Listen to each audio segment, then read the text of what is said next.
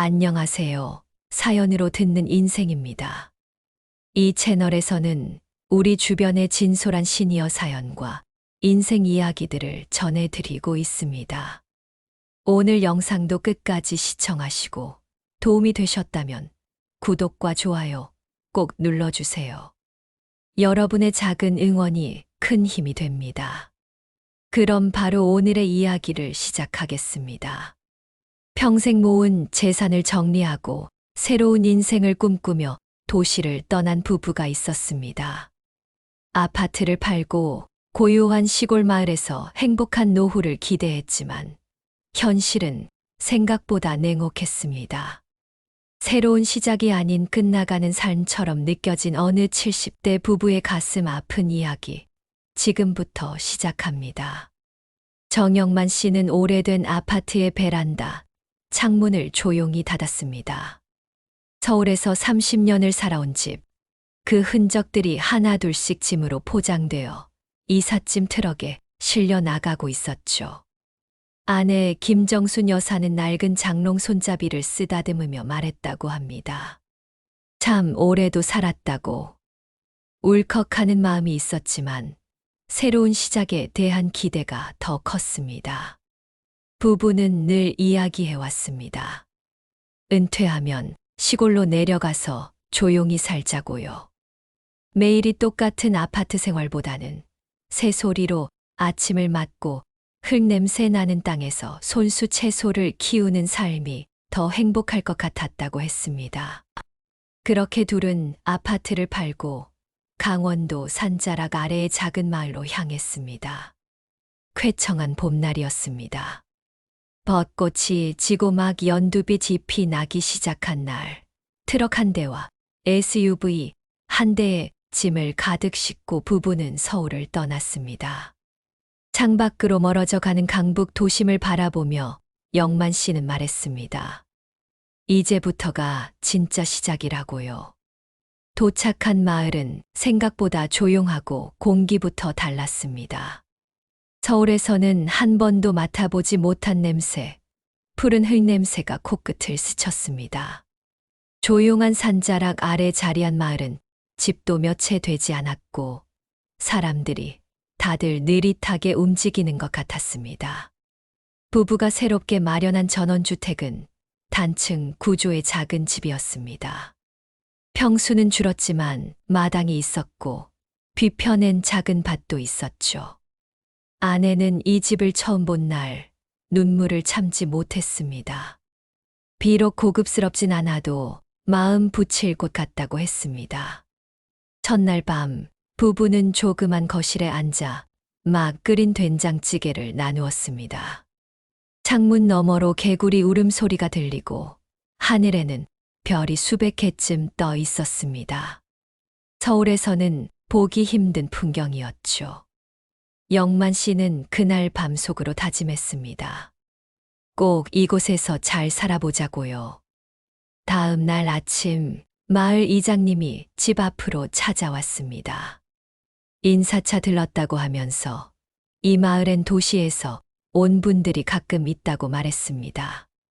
이장님은 말이 별로 없었고 인사만 건네고 금방 돌아갔습니다. 부부는 시골 인심이 이런 거겠거니 생각했습니다. 며칠 뒤 마을 부녀회장이 된장국을 들고 찾아왔습니다. 얼굴엔 미소가 있었지만 조심스러운 눈빛이 느껴졌습니다. 낯선 도시 사람들에 대한 경계심일지도 모른다고 아내는 생각했습니다. 하지만 부부는 괜찮았습니다. 천천히 친해지면 되니까요. 이사 온 첫 주, 부부는 마당에 흙을 고르고 작은 상추와 고추 모종을 심었습니다. 손에 물집이 잡히고 허리가 끊어질 듯 아팠지만 그 고단함 속에 묘한 보람이 있었죠. 서로 바라보며 웃기도 했습니다. 영만 씨는 이제야 진짜 내 땅에서 내 삶을 시작하는 것 같다고 말했습니다. 정순 여사는 손에 흙이 묻은 채 고개를 끄덕였습니다.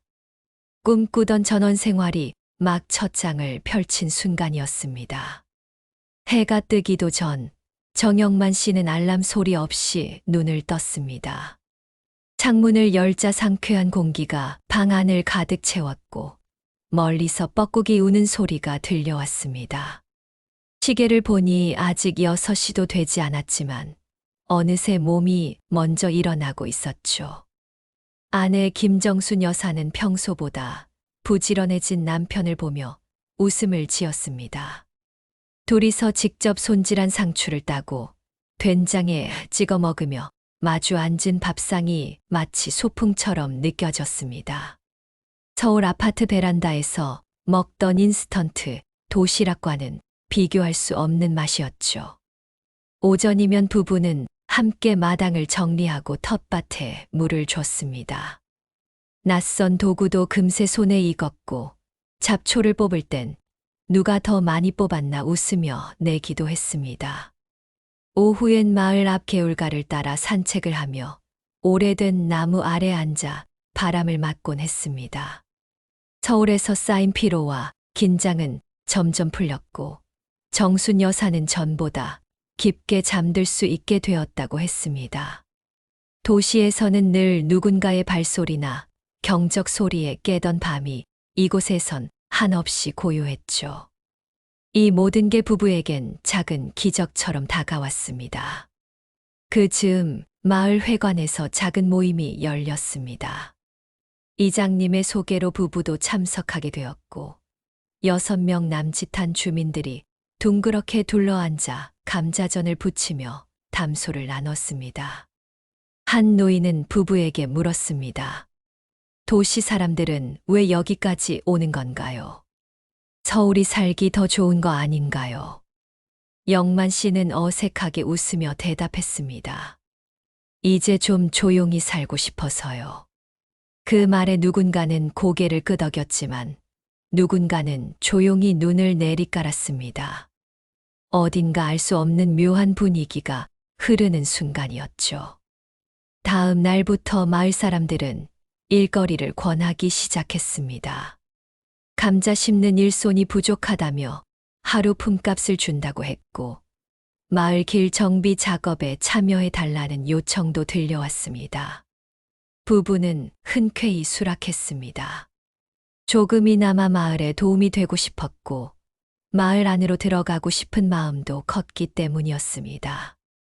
일은 생각보다 힘들었지만 일을 마치고 나서 받은 따뜻한 된장국 한 그릇의 마음이 녹아내리기도 했습니다. 정순 여사는 점점 마을 생활에 익숙해졌고 집에서 직접 만든 청국장을 이웃에게 나눠주기도 했습니다.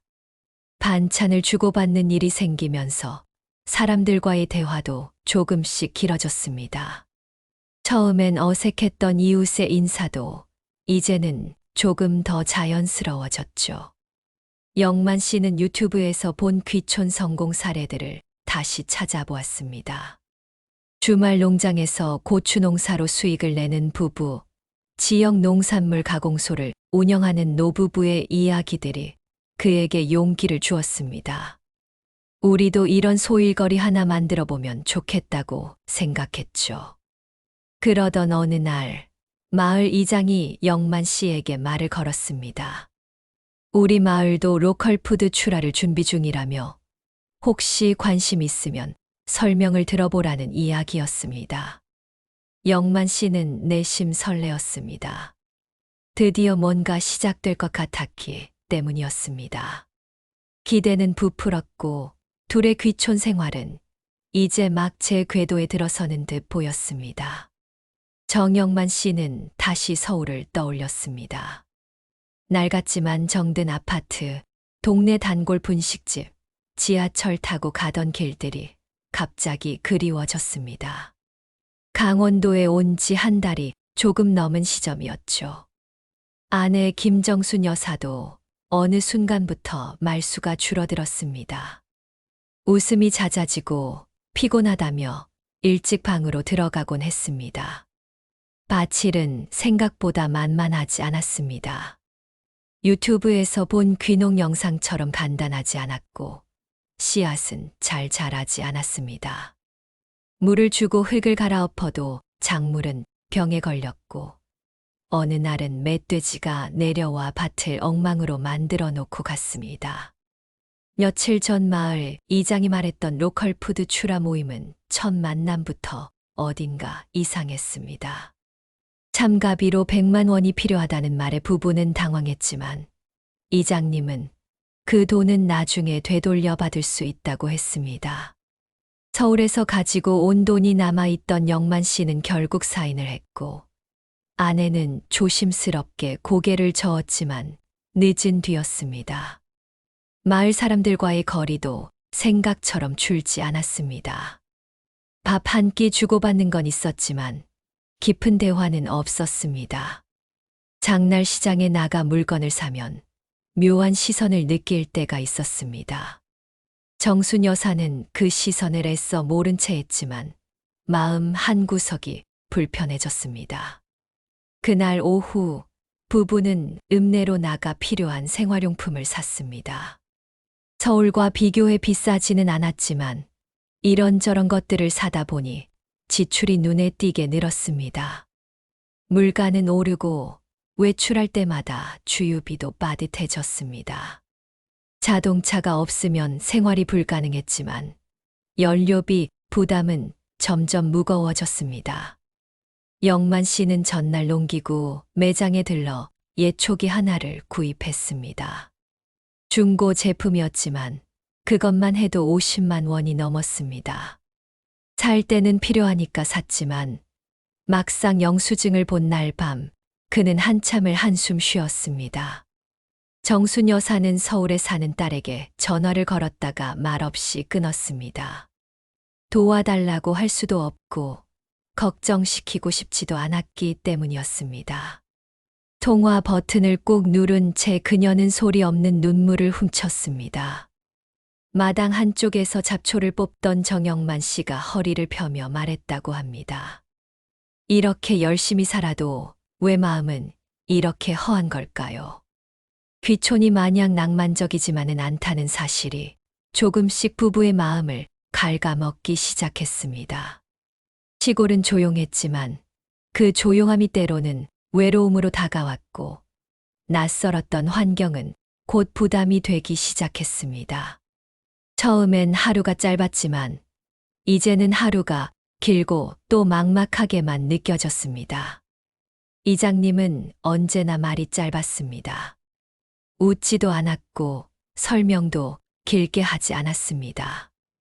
영만 씨는 그런 무뚝뚝함이 시골의 방식이라 생각하고 넘겼지만 어느 날부터인가 그조차 자신을 피하는 것처럼 느껴졌습니다.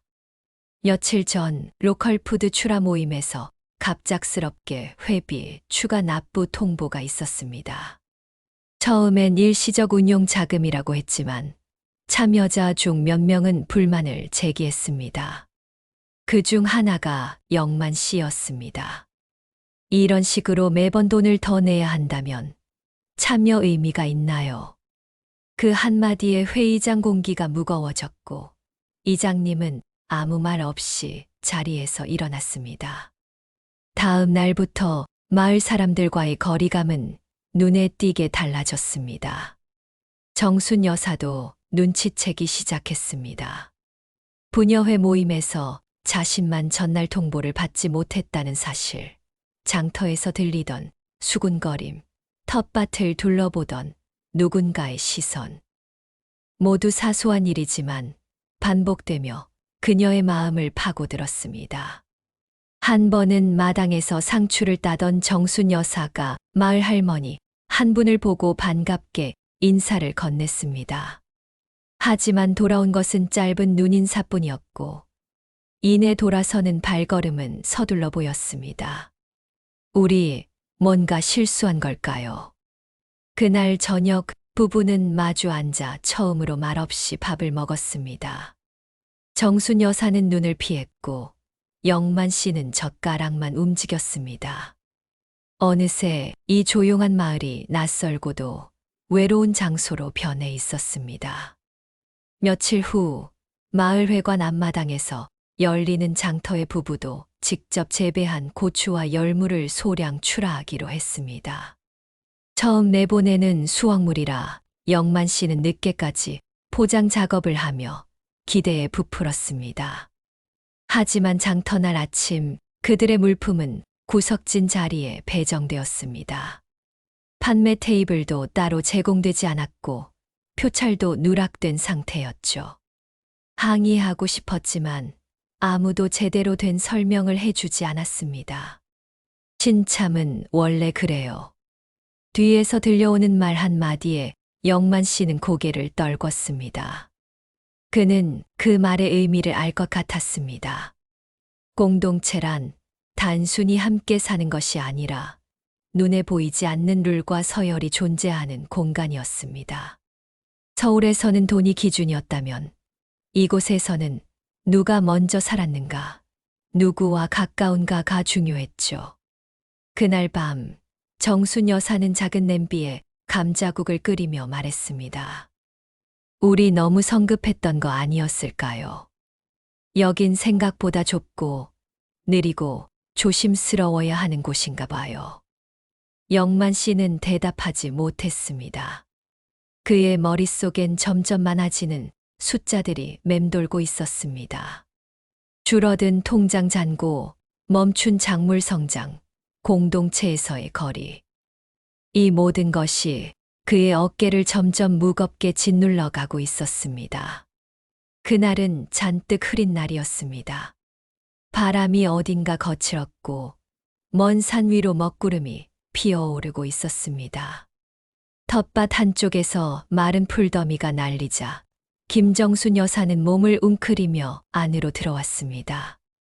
밭 좀 그만 보세요. 흙만 보면 예민해지잖아요. 말투는 부드러웠지만 피로한 목소리 속엔 지침이 묻어나 있었습니다. 정영만 씨는 묵묵히 장화를 벗고 툇마루에 앉았습니다.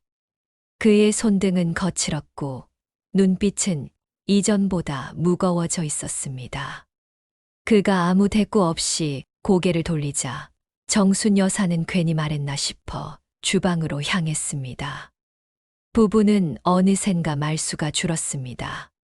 처음 귀촌했을 때처럼 함께 웃고 함께 아침 햇살을 보던 시간이 점점 사라지고 있었죠. 대신 작은 말 한마디에도 서로 민감하게 반응하기 시작했습니다. 며칠 전 정영만 씨는 읍내 농자재상에서 묘종을 몇 상자 사왔습니다. 작황이 좋지 않아 다시 시도해보겠다는 결심이었지만 정순 여사는 예상치 못한 지출에 화를 냈습니다. 또 돈이에요. 이러다가 우리 남는 게 뭐가 있어요. 그 말에 영만 씨는 조용히 말했다고 합니다. 나 혼자 하는 것도 아니잖아요. 그 짧은 한마디는 두 사람 사이의 공기를 뚝 끊어 놓았습니다. 서울에서의 삶도 어렵긴 마찬가지였지만 그땐 서로 의지하며 살았습니다. 하지만 이곳에선 불안함도 외로움도 서로를 향해 자꾸 쏟아지고 있었습니다. 마을의 분위기도 변했습니다. 로컬 푸드 출하 모임은 별다른 설명 없이 해산되었고 낸 돈은 아직도 환불되지 않았습니다. 이장님은 연락이 잘 닿지 않았고 동네 주민들은 그 일은 우리도 잘 모른다는 말만 반복했죠. 영만 씨는 허탈함을 감추지 못했고 정순 여사는 결국 말했습니다. 그만 좀 해요. 이제 믿을 수 있는 사람이 없어요. 우리 둘만 믿고 왔던 거잖아요. 하지만 부부는 서로에게서조차 안정감을 찾지 못하고 있었습니다. 텃밭은 여전히 자라지 않았고 통장은 점점 말라갔습니다. 서울의 친구들은 더 이상 연락이 오지 않았고 자식들도 바쁜 일상 속에서 부부를 잊은 듯 조용했습니다. 어느 날 저녁 정순 여사는 밥상을 차리다 그릇을 깨뜨렸습니다.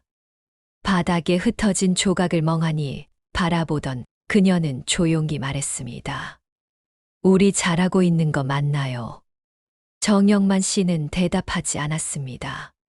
하지만 그날 밤 그는 작은 노트를 꺼내 무언가를 적기 시작했습니다. 귀촌 생활의 수입과 지출 내역, 작물 상태, 마을 관계도. 그는 모든 걸 숫자처럼 정리해보기 시작했습니다. 그 이유는 단 하나였습니다. 어디서부터 잘못됐는지 알고 싶었습니다. 7월 중순, 장마가 본격적으로 시작되던 날이었습니다. 비는 이틀째 쉬지 않고 내렸고 밭은 물바다가 되었으며 부부의 신경도 한계에 다다르고 있었습니다. 그날 새벽 정영만 씨는 비옷을 껴입고 텃밭으로 나섰습니다. 물이 차오르는 밭고랑 사이에서 작물들이 쓰러져 있었습니다. 고추는 줄기째 꺾였고 열무는 진을 속에 반쯤 잠겨 있었죠. 그는 멍하니 그 모습을 바라보다가 주저앉았습니다. 바닥은 질척였고 그의 두 손엔 진흙이 엉겨 붙어 있었습니다. 비가 얼굴을 때렸지만 그는 일어나지 않았습니다. 한편 집 안에서는 정순 여사가 구청에서 온 우편을 펼치고 있었습니다. 지방농업지원사업 대상자 탈락 통지서였습니다. 몇 주 전 마지막 희망이라며 신청했던 서류였고 이장님도 추천을 해줬다고 말했지만 아무런 도움이 되지 않았습니다. 이제 진짜 끝난 건가요? 정순 여사는 자리에 앉아 창밖을 바라봤습니다. 빗소리는 더 커졌고 그녀의 눈가엔 잔잔한 눈물이 맺혔습니다. 같은 날 저녁 부부는 작은 말다툼을 벌였습니다. 서울에 돌아가자는 말이 나온 것도 이때였습니다. 서울로 다시 갑시다. 더 늦기 전에요. 정순 여사가 조심스럽게 말했을 때 정영만 씨는 고개를 저었습니다. 우리가 뭘 가지고 돌아가죠? 그 집도 팔았고 자식들한텐 말도 못했잖아요. 그럼 여기서 이대로 망하자는 거예요? 이게 사는 거예요? 목소리가 올라가며 처음으로 서로를 노려보았습니다.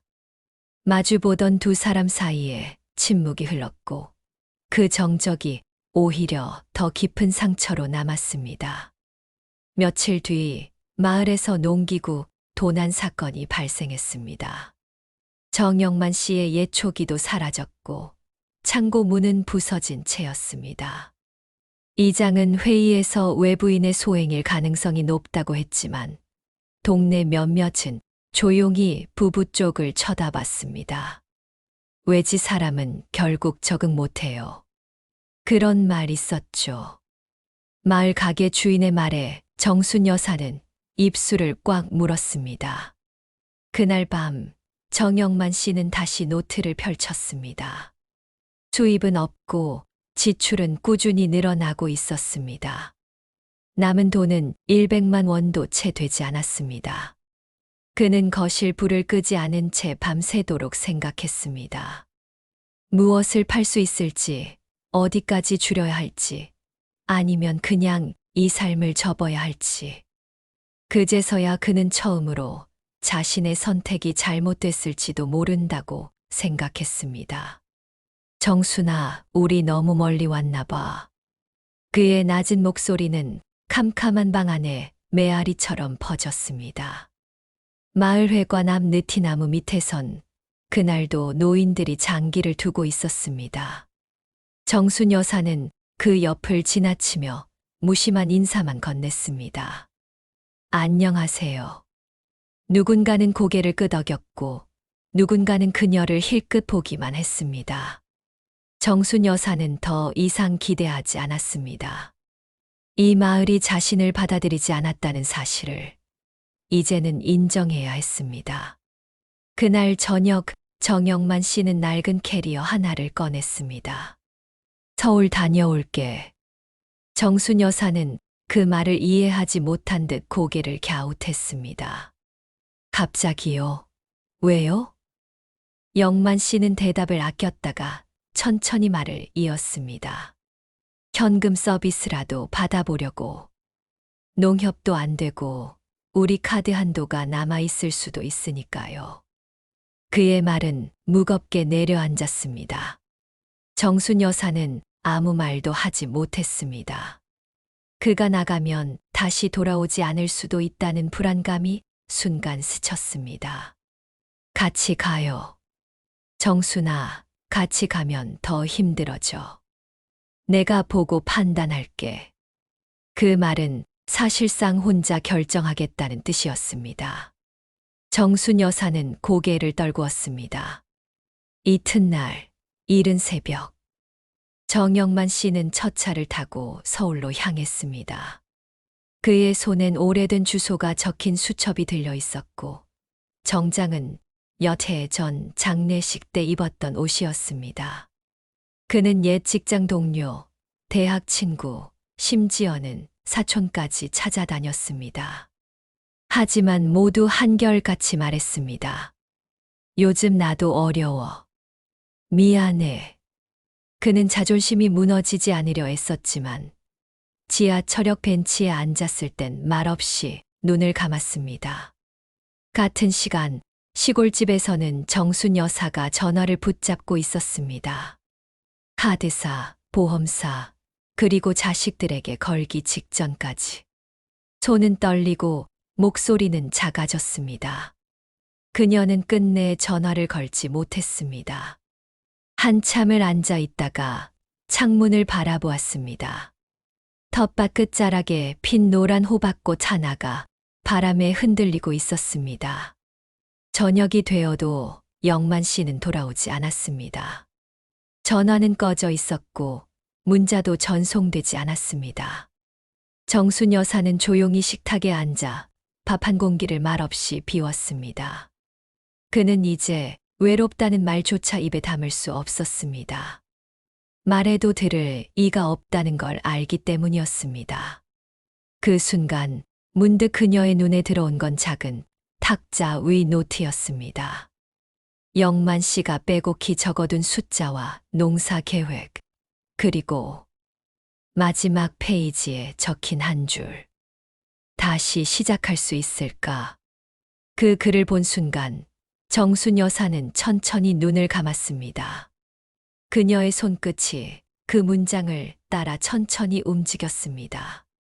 어쩌면 지금 이 부부에게 남은 것은 선택이 아니라 포기하지 않는 마음일지도 모른다는 생각이 들었습니다. 서울에서 돌아온 정영만 씨는 이틀이 지나서야 집에 도착했습니다. 그의 얼굴은 지쳐 있었고 눈가엔 다크서클이 진하게 내려앉아 있었습니다. 정순 여사는 아무 말 없이 현관 앞에 서 있다가 조용히 말했습니다. 괜찮으셨어요.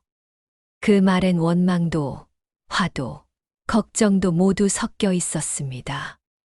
하지만 무엇보다도 다시 돌아와줘서 고맙다는 말이 담겨 있었습니다.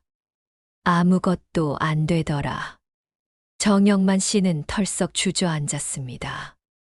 그의 손에는 지갑 하나, 그리고 동네은행에서 빌린 소액 대출 계약서가 들려 있었습니다. 이거 한 달치는 될 거야. 다음 달은 모르지만. 그 말을 들은 정순 여사는 그저 고개를 끄덕였습니다. 그리고 부엌으로 가 따뜻한 미역국을 데워왔습니다.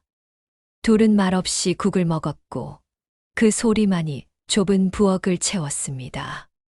며칠 후 비가 멎고 맑은 하늘이 다시 열렸습니다.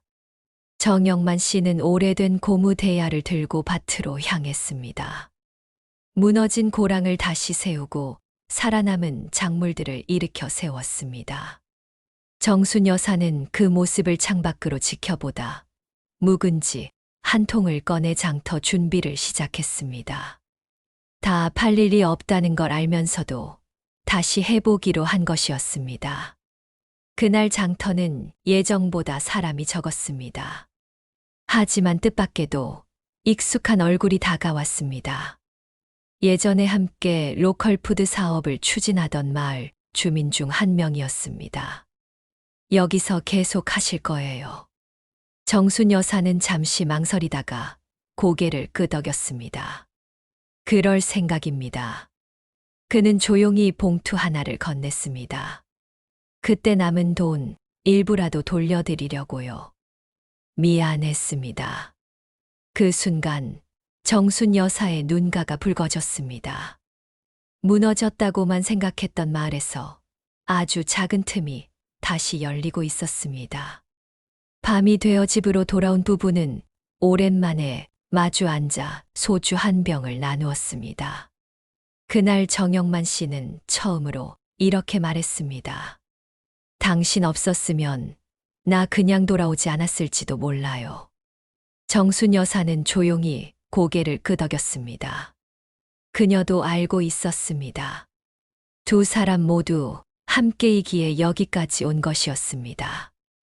마당에서는 여전히 바람이 불고 있었고 별이 드문드문 떠 있었습니다. 비록 삶은 여전히 고되고 내일은 또 불확실하지만 그날 밤만큼은 부부 모두 서로의 온기를 느끼며 아주 오랜만에 잠에 들었습니다. 새벽이 되자 정영만 씨는 다시 밭으로 향했습니다.